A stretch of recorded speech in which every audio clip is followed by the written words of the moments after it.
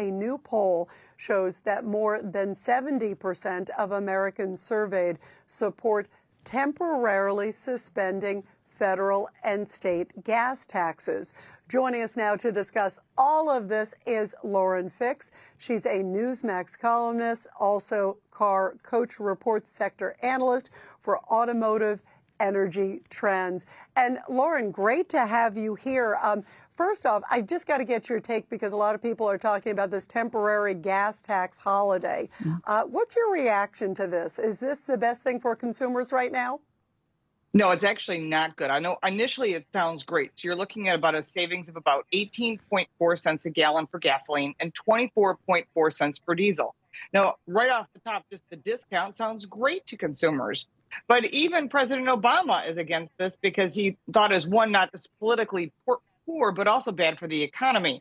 Now, what does that mean? So if the price drops below 18 cents, drops another 18 cents, it's not going to be below $4 a gallon. But consumers will then use more of it. So when the 3-month holiday is over, what happens? The price is higher because the supply is not increasing, but the demand will increase. And to give you an idea what the true savings are over a 3-month period, you've got a Toyota RAV4. It doesn't have a hybrid. It's just a regular SUV. You would save $23 over 3 months.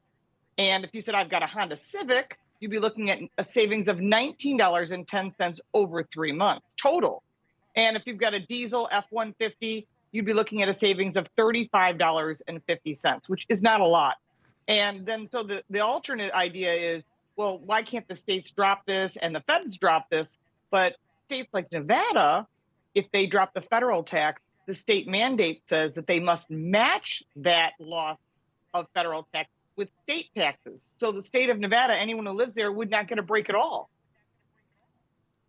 That's really interesting. So they have to basically make up the difference. What about other states? Could other states maybe have an advantage where they can do it without having to do that and sock it to the consumer?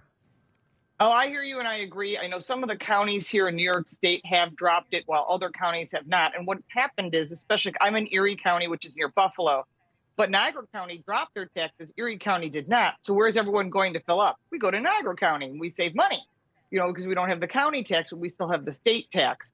So when you start thinking about that, what you're causing is more demand and the price is then going up once that 3-month holiday is over. We also have to keep in mind the supply cannot increase anymore with the current 11 new regulations that have been put on the oil and gas industry. And we know this during the election while they were debating. President Biden said he's going to go after the oil and gas companies and eliminate them.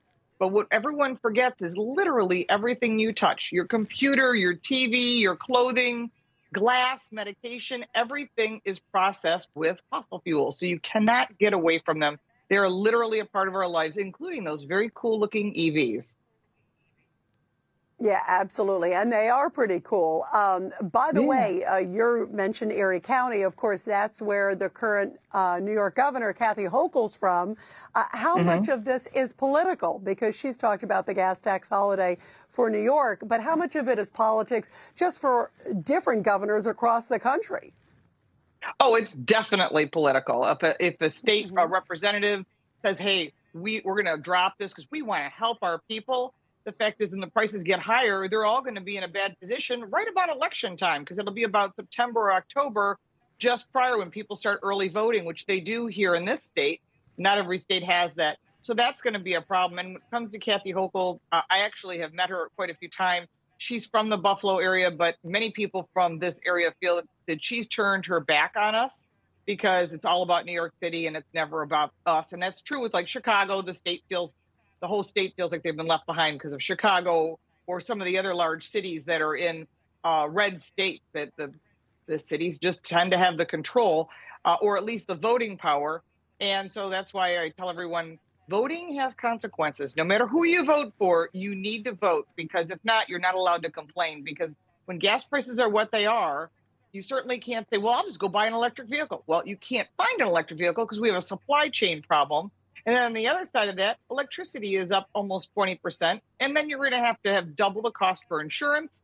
And then on top of that, that charging station you're going to want to put in your garage, is about $2,000 plus $2,000 to have a certified electrician install it. So when you don't think about those costs, and then you look at the cost, now I got to charge at my own home, and your electricity bill goes up, people get upset. If you're thinking about solar panels or using wind, again, they're very expensive, Yep. and it takes many years to recoup the difference. Absolutely. And Lauren, also the cost of the electric vehicle, if you get it too, is just through the roof too. There are Higher. so many issues here.